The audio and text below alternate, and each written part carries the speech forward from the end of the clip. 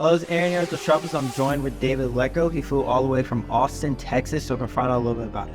I'm David Lecko. I'm coming from Austin, Texas, and my company is DealMachine. Can you tell us a little bit about what DealMachine is and why you chose to get into that? Yeah, so you know how real estate investors and house flippers need to find rundown houses?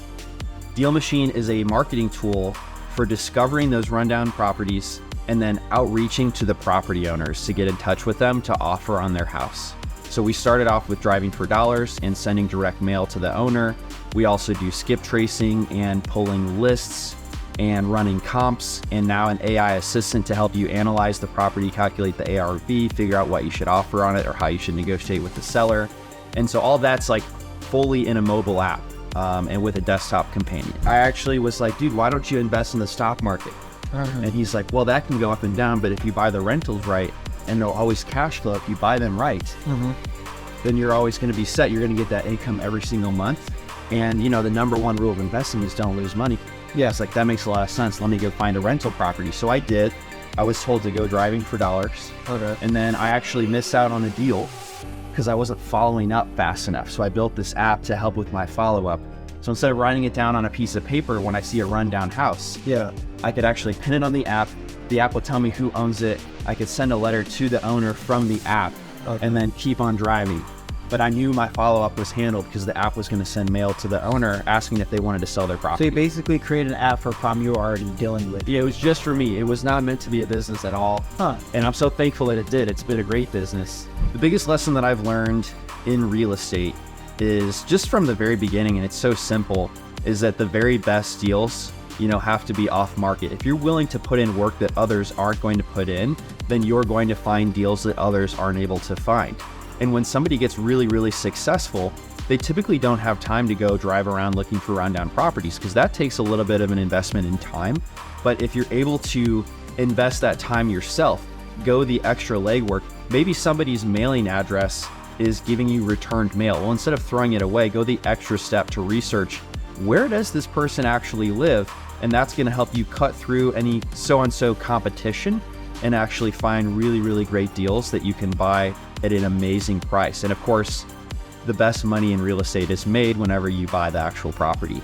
And I think that's really simple. I learned it early on, but it's the foundation for any success that I've had in real estate. Okay, I also noticed on your Instagram, you're big on your Ferrari. You got that, what was that, a couple years ago? 2 years ago. 2 years ago? And you race it also, which is crazy. I've taken it to a few track days. The actual wheel-to-wheel racing I've done has been in this Miata, like a 1991 Miata. Yeah. Okay. The Ferrari is too nice for me to feel comfortable racing it. Okay, so why? I've taken it to the track though. That's what it was. I saw your post where you went to get it repaired. I think it's getting it prepared. It's getting prepped right now for a track day. So I asked a competition question because you also told me you're doing now a weightlifting competition. Yeah. So that's like, to me, it's like, okay, you did racing competition, now you're doing weightlifting. What got you into the weightlifting competition? Yeah, so I moved to Austin, Texas. Everybody is so fit there. Really? Yes, absolutely. You go to the gym, all these girls have all these muscles on their backs. Wow. And same thing with the guys. It's just very fit city. And I was like, man, I can stand to lose about 30 pounds. And so I started going to a trainer and I did the 75 hard as well. And then I turned that, my trainer was like, yo, all of you people doing bodybuilding competitions, you need to take notes from David because he never complains and he follows exactly what I say. And I was like, oh, if I'm doing as good as that, maybe I should just try to kick it up and do a competition. And so that's why I'm doing it this October. But yeah, I am competitive, but I really enjoy getting better myself, more so than trying to be better than like the next person.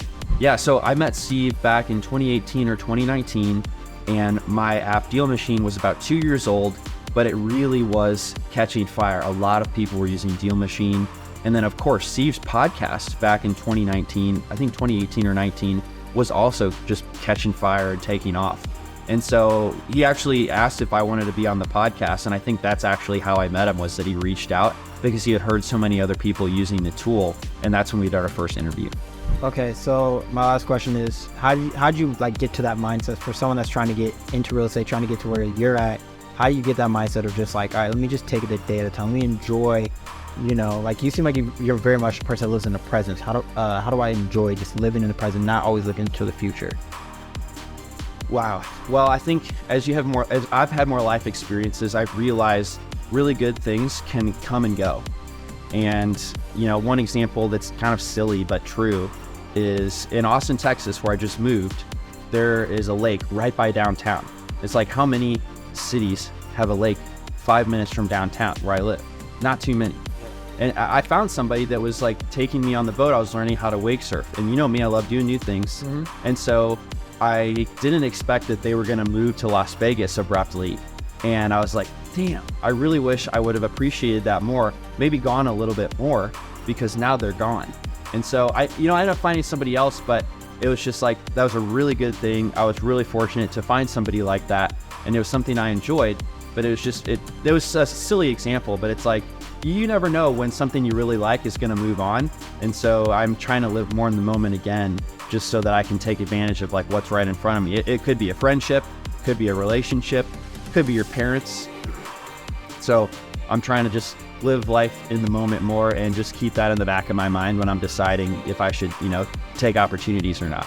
And that's a great point right there. Like, just being fortunate for things you have. Things do go so fast, and say like all you guys are viewing it, like things leave and go fast. So make sure you take presence of the time, hit the subscribe button, and make sure you tune into David's podcast with Steve.